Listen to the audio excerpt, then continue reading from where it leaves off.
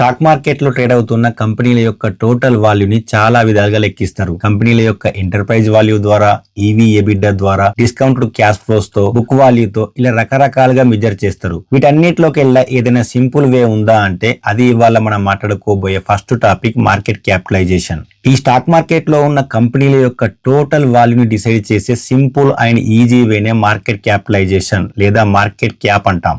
కంపెనీల యొక్క ఈ మార్కెట్ క్యాప్ ని చూసే మనం ఆ కంపెనీ చిన్నదా పెద్దదా అండ్ ఆ ఎంటైర్ కంపెనీ యొక్క వర్త్ ఎంత అని డిసైడ్ చేస్తాం. ఇలా కంపెనీల యొక్క టోటల్ వాల్యూని డిసైడ్ చేసే మార్కెట్ క్యాప్ ఫార్ములా వచ్చేసి market cap equal to current share price into total number of out standing shares. For example ఒక కంపెనీ యొక్క షేర్ ప్రైస్ 100 రూపాయలు అనుకుందాం. ఆ కంపెనీ లోపల 1,00,000 షేర్స్ ఉన్నాయి అనుకుందాం.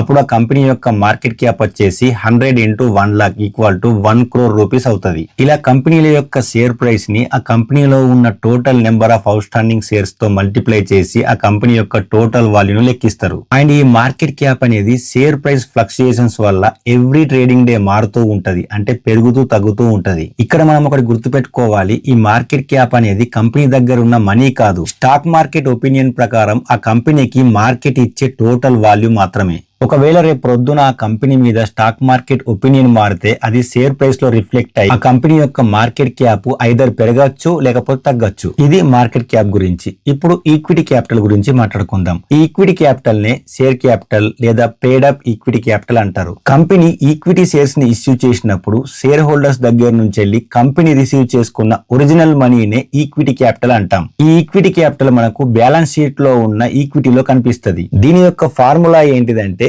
Equity capital equal to total number of equity shares into face value per share. ఇక్కడ మీకు డౌట్ వస్తుంది, అసలు ఇంతకీ ఫేస్ వాల్యూ అంటే ఏమిటి అని. కంపెనీ ఫస్ట్ టైం ఐపీఓ ద్వారా షేర్స్ ని ఇష్యూ చేసినప్పుడు ఆ షేర్స్ యొక్క ఒరిజినల్ ప్రింటెడ్ ప్రైస్ నే మనం ఫేస్ వాల్యూ అంటాం. దీన్నే పార్ వాల్యూ అని, నామినల్ బేస్ వాల్యూ అని కూడా అంటారు. కంపెనీల యొక్క ఫేస్ వాల్యూ అనేది కామన్ గా 1 rupee, 2 rupee, 5 rupee are 10 rupees తో ఉంటది. ఫర్ ఎగ్జాంపుల్ ఒక కంపెనీ ఐపీఓ ద్వారా మార్కెట్ లో లిస్ట్ అవుతుంది అనుకుందాం. ఒక్కో షేర్ కి ఫేస్ వాల్యూ 10 రూపీస్ ని పెట్టింది. కంపెనీ టోటల్ గా 50 షేర్స్ ని ఇష్యూ చేస్తుంది అని అనుకుందాం. యాక్చువల్లీ షేర్ ఫేస్ వాల్యూ అంటే ఒరిజినల్ ప్రింటెడ్ ప్రైస్ వచ్చేసి 10 రూపీస్ పర్ షేర్. బట్ ఆ కంపెనీ యొక్క షేర్స్ కున్న డిమాండ్ వల్ల ఒక్కో షేర్ ని 100 రూపాయలకి ఇష్యూ చేసింది. అంటే షేర్ యొక్క ఇష్యూ ప్రైస్ 100 రూపాయలు మైనస్ ఆ షేర్ యొక్క face value 10 rupees equal to 90 rupees premium లో ఆ షేర్స్ ని ఇష్యూ చేసింది. ఇప్పుడు మనం కంపెనీ యొక్క ఈక్విటీ క్యాపిటల్ ను లెక్కిద్దాం. Equity capital equal to total number of equity shares into face value per share.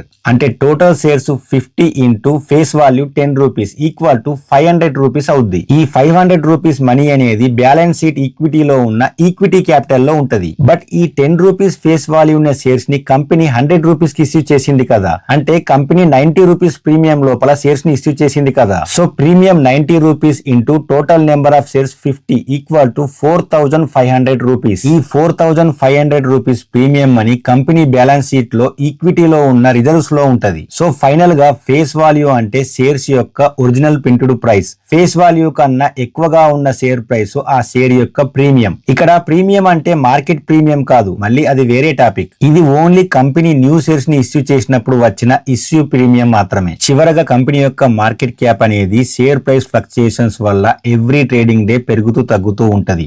And ఇది మార్కెట్ ఒపీనియన్ వల్ల డిసైడ్ చేయబడ్డ కంపెనీ యొక్క టోటల్ వాల్యూ. ఈక్విటీ క్యాపిటల్ అనేది కంపెనీ షేర్స్ ని ఇష్యూ చేసినప్పుడు షేర్ హోల్డర్స్ నుండి కంపెనీకి వచ్చిన ఒరిజినల్ మనీ. ఈ మనీ బ్యాలెన్స్ షీట్ ఈక్విటీలో ఉన్న ఈక్విటీ క్యాపిటల్ లో ఉంటది. ఈ న్యూ షేర్స్ ని ఇష్యూ చేసినప్పుడు వచ్చిన issue premium money balance sheet ఈక్విటీలో రిజర్వ్స్ లో ఉంటది. ఇది market cap and equity cap గురించి. నెక్స్ట్ వీడియోలో కంపెనీ యొక్క క్యాష్ ఫ్లోస్ గురించి మాట్లాడుకుందాం. అప్పటిదాకా be healthy, happy investing and Jai Hind.